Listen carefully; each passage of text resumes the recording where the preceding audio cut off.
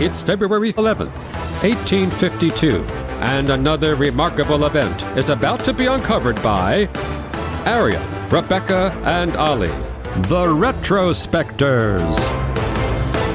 We've all heard the expression spending a penny, but on this day in 1852, if you wanted to use the first ever women's public toilets at 51 Bedford Street, the Strand, you would have had to have spent 2p. However, for that price, you would have been waited on by an attendant who would be able to guide you around these strange new facilities, such as sinks to wash your hands, closets to use the toilet with a floor-to-ceiling door, and for an extra fee, you could have your clothes washed or brushed. Sounds great. I'm in.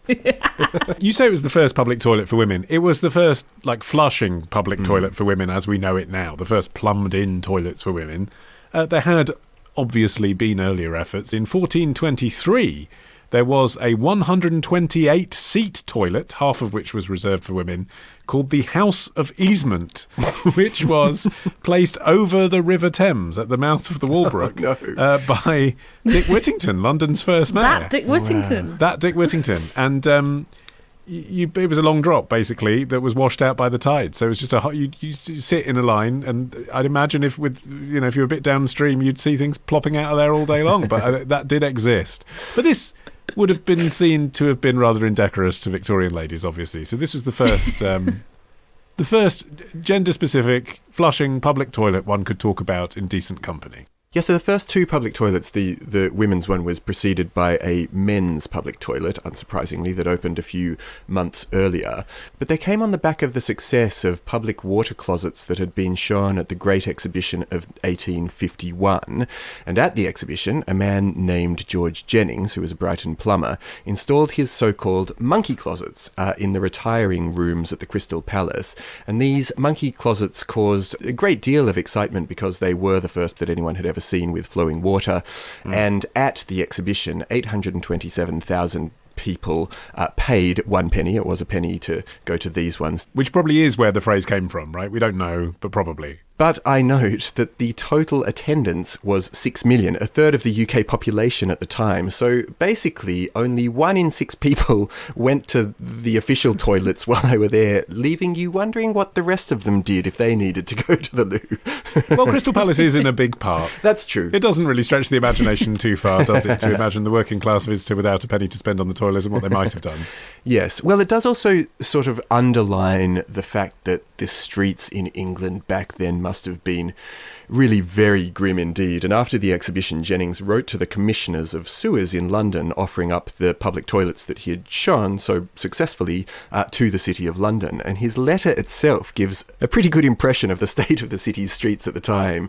He says, "I think it only right to call attention to the efforts I have made to prevent the defilement of our thoroughfares and to remove those plague spots that are offensive to the eye and a reproach to the metropolis."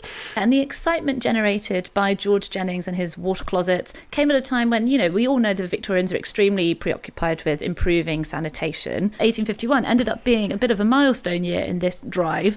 Portable urinals made their first appearance in London, and that same year, the Times reported that the Council of the Society of Art, and I assume they became involved because of the connection with the Great Exhibition and the popularity of the toilets there, they published an outline for a system of male and female public toilets on major thoroughfares throughout London, and it proposed that they be incorporated into existing shops. And they had some suggestions. They noted that the shops which appear to be most suitable for waiting rooms for ladies are stay makers, bonnet makers, milliners, etc. Those most suitable for gentlemen's waiting rooms are hairdressers, tailors, hatters, taverns, etc. The tavern thing is very interesting, isn't it? Because, nowadays, still, there aren't enough public toilets in London, and people are often told, just go and use the one in the pub. Obviously, from a modern perspective, there's all sorts of reasons why people don't feel comfortable and welcome in a pub anyway. But just on the gender split basis, if you go in a Victorian pub, you can see, can't you, that the male toilets are easily accessible by route from the bar, and the female toilets are often 3 stories up in the air. Yes. Yeah, and this actually points to something that I think cannot be overstated, which was that prior to the availability of public toilets, access to public spaces was basically restricted to men.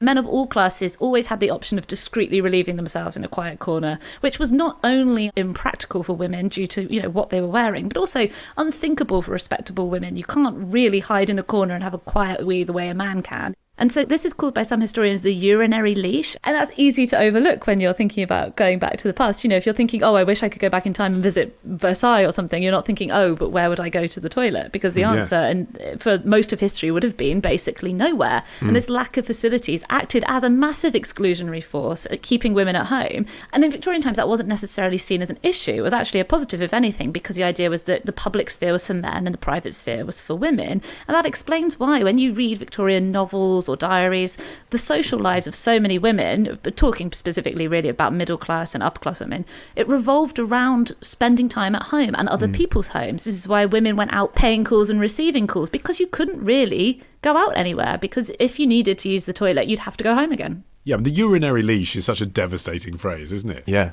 But again, you can see it in the Victorian buildings that exist today. Theatres, for example. Again, the toilets that were obviously the male toilets are still the ones that are quicker to get into, and women are queuing and queuing the whole way through the interval. Well, this exact fact led to the formation of the Ladies' Sanitary Association, which campaigned from the 1850s onwards through a combination of lectures and the distribution of pamphlets and so on to try to get more public toilets for women around the country. But in typical Victorian prudish style, it's fascinating to read their pamphlets now, because the thing that they were supposedly actually campaigning for, i.e. more places to go and pee, is quite well buried in the literature. Like, they write about vaccination and how to bring up a child and the benefits of window box gardening. And all of that comes under the umbrella of sanitation, when really it's a group of women petitioning to have a toilet. Yeah. But even they, within their own organisation, find it difficult to ask for public consideration in that matter. Yeah.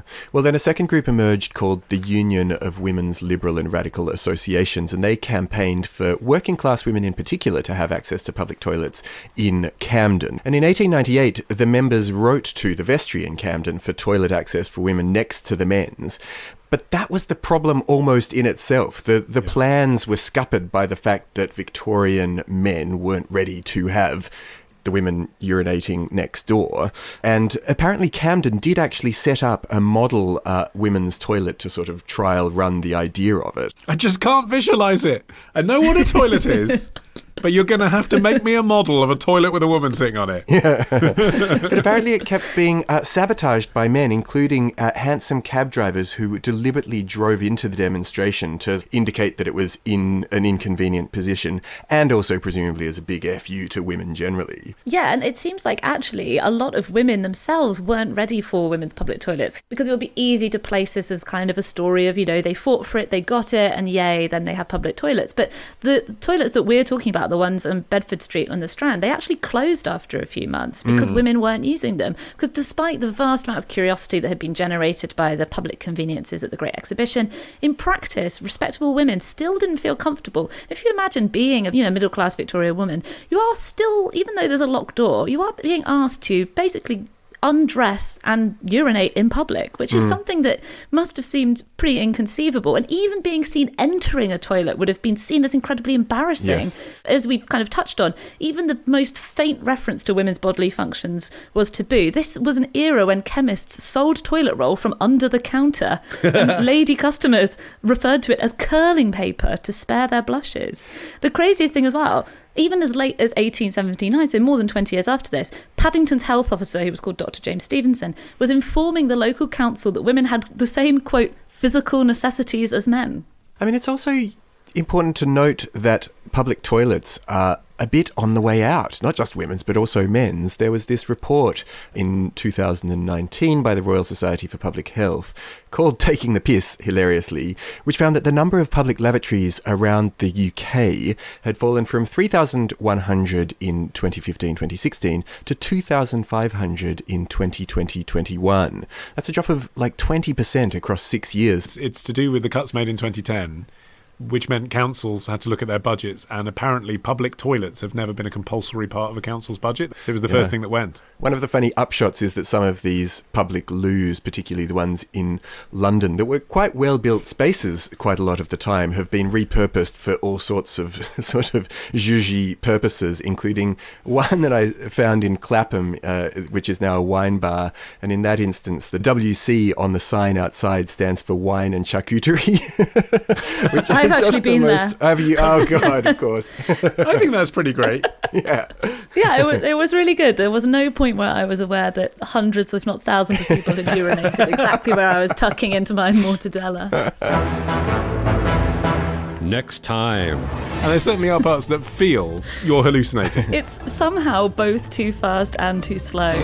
Love the show? Support the show. Patreon.com/retrospectors. Part of the Acast Creator Network.